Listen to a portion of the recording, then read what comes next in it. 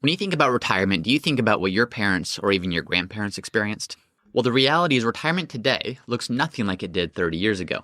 And in today's video, I'm going to share with you the 10 biggest shifts that have happened over the last 30 years so that as you prepare your retirement, you can prepare for the specifics today, not what things looked like 30 years ago. The first thing, though, that's different about retirement today than it was 30 years ago is a psychological shift that's happened in today's retirees. So think back to 30 years ago. The people who were retiring at that time were people who were raised during the Great Depression era. If you were raised during the Great Depression era, there was not a lot to go around. So that created this sense of scarcity. That created this sense of I need to save everything I have. I don't know where my next meal is going to come from. I don't know where my next dollar is going to come from. And that was ingrained into everything that person started doing. Now, that served those people really well. That was required to survive and to live during that time. But what it led to is those same retirees not being able to fully enjoy the fruits of their labor. By the time they actually retired, and they were no longer living in scarcity, there was still that mindset of scarcity. And it prevented them from fully being able to use, fully being able to spend much of the resources that they had accumulated. Fast forward to today. What's different? Today, there's this opportunity. There's this mindset shift that says, how do we actually use our money as a tool to help us get the most out of our retirement? But you have to be careful because your parents were the ones who are retiring, and they're the ones that grew up in the Great Depression era. Much of that mindset probably was transferred down to you in many ways. I see this all the time. And I want to acknowledge this, that mindset, there's something that's very respectable about that. There's this frugality, there's this thrift, there's this thing that we look up to. And in many ways, we say that's a wonderful thing to be able to do, to be able to live within your means and to be able to have that very disciplined mindset towards your money and all other aspects of life. But if that's no longer serving you, if that's no longer the thing that's allowing you to enjoy your wealth, then it might be time to rethink that and say, how can we shift our mindset and come back to today and say, how do we shift that so that we can start to enjoy the fruits of our labor? How can we spend? How can we use what we've saved in order to get the most out of life with our money? The second thing that has shifted in the last 30 years is life expectancy. If you go back 30 plus years ago, life expectancy in the US was about mid-70s, somewhere around age 75. Today, that life expectancy is closer to 79. Now, that might not seem like a big shift, but if you're going to retire at 65, that difference in life expectancies means your retirement is going to be 40% longer on average. Now, I know that this statistic is a little bit misleading because there's a difference between life expectancy at birth and life expectancy for those of you who have already reached age 60 or age 65, in which case it's going to be closer to your mid-80s is now your life expectancy, but it's that general shift or that relative difference of people are living longer today. And that's a trend that's continuing. So two things with that. One, how do we prioritize our health to make sure that we're not just living longer, but living healthy longer? And number two, how do we plan to say our portfolio, our income sources in retirement need to last a longer period of time? More life, of course, is great, but what are we going to do to be able to support that in terms of creating the income we need to create? The third difference between retiring now and retiring 30 years ago is the impact of pensions. 30 years ago, 40 to 45% of all workers were covered by some type of a pension. If you worked for a large corporation, that number was closer to 65% of all workers were covered by a pension. Today, that number is closer to 10 to 15%. What that means is that in the past, much of the burden of your retirement needs was covered by your employer. They managed the pension. They managed your ability to have that income stream when you retired. That has completely shifted. Instead of defined benefit plans, you now have defined contribution plans. Those are your 401ks. Those are your 403bs. Those are the things that you contribute to, and you are responsible for creating that or growing that to a point that it can create income for you throughout your retirement. So there's good news and bad news with that. The bad news is it's not being done for you. The burden of your retirement needs has been shifted to you. The good news is if you plan well, if you use your 401k correctly, if you use your savings correctly, you can actually create a better lifestyle with that than you could have using a pension. So more of a need to be in tune with your retirement plan because less of it's being provided for you, but also more of an opportunity. The fourth difference between retirement today and retirement 30 years ago is the attitude towards aging. In the 1990s, retirement was kind of seen as the beginning of decline. Aging was very much a decline. Your health started to erode. You did not have the best years of your life in front of you when you retired. Today, with advances in health, with an overall better awareness of how the things that we eat, the things that we do with our body, the advances there, people retire and still have plenty of good, vibrant years in front of them, assuming they do the right things to prioritize their health. So that's been a complete shift even in mindset towards as you retire, what can that look like? Because that looks very different if you start to view that as the beginning of the end versus viewing that as the beginning of a new chapter, something with tons of vibrance, tons of energy, tons of ability to do the wonderful things you want to do, because this mindset is leading towards people taking care of themselves differently and enjoying their retirement in different ways. The fifth change has to do with healthcare costs. 30 plus years ago, lower costs and overall lower gaps in coverage. Today, healthcare costs could be one of the largest costs that you have in your retirement years. So what does that mean? Well, directly what that means is the need to plan for your healthcare costs. The need to plan for that is becoming increasingly more important.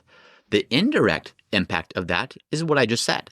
How do we prioritize our health as much as possible? How do we do the types of things with our lives that prevent, to the greatest extent possible, our dependence upon this type of healthcare? Some say you'll never need it. We'll all need it at some point. But can we do things today that limit our dependence upon this healthcare system that can be very expensive? And it's not necessarily improving our health as much as being the Band-Aid fix to some of these things that currently ail us. How do we start to reprioritize the way we take care of ourselves going into retirement so we can enjoy retirement more and have less of a potential financial impact on our retirement when a health event comes up? The sixth thing that's changed is what retirement even means. 30 years ago, you worked till 62 or 65 and you were done. Today, it's very normal for people to still work to those same ages, but it's not a black and white transition.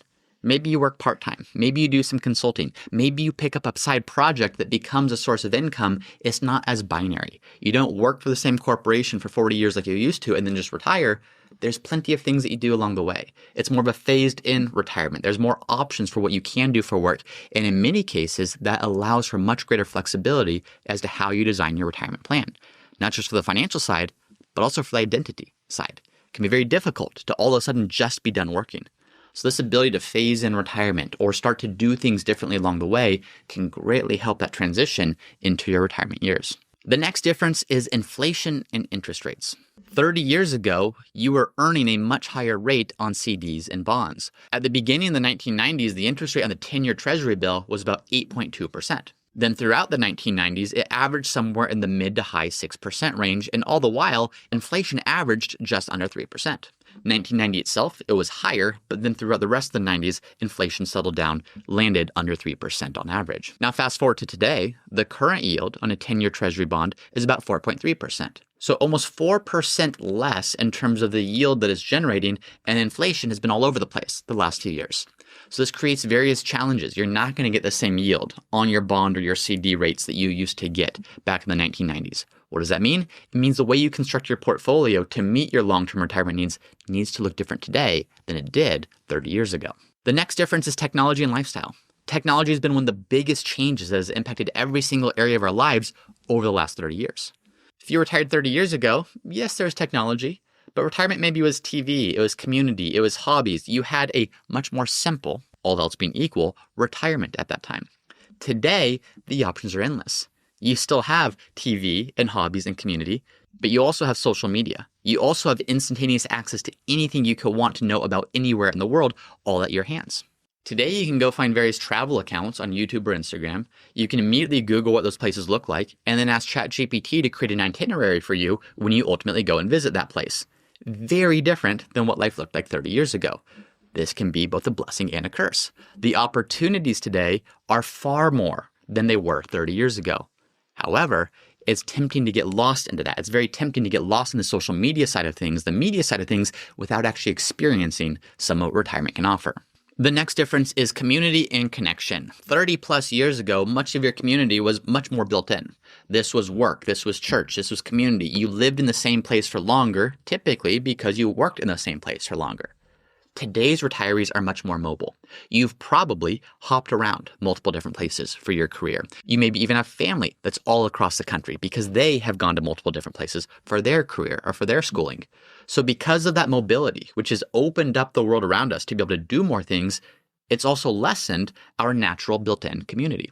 You don't have people living as close on average as you did 30 years ago. So because people move more frequently, because people are on the go more frequently, community is not just naturally going to be the default thing that happens to you. You must be more intentional about it, especially because social media, it gives the appearance, it gives the short-term feeling of being connected, while all the while you're not actually building the same types of relationships you did 30 plus years ago. So you must be more intentional today than you were 30 years ago when you go about building your community, especially in your retirement years. And then the final change, and this is a big one, is the view towards purpose and meaning. 30 plus years ago, many people thought of retirement as the finish line. You had completed your life's purpose, which is that sense of duty to your corporation, which is your ability to rise up through the ranks, to get promoted. Your identity was very much tied up in your career.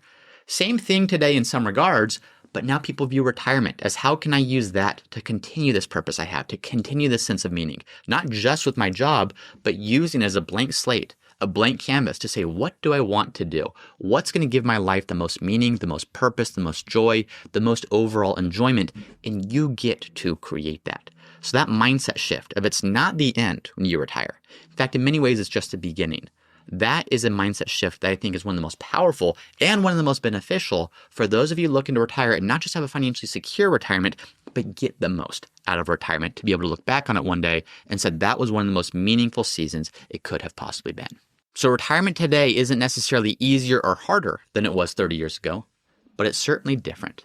And understanding these shifts will help pull you out of viewing retirement the same way your parents or your parents' parents viewed retirement and viewing it in a way that's going to support what you want to do with the rest of your life.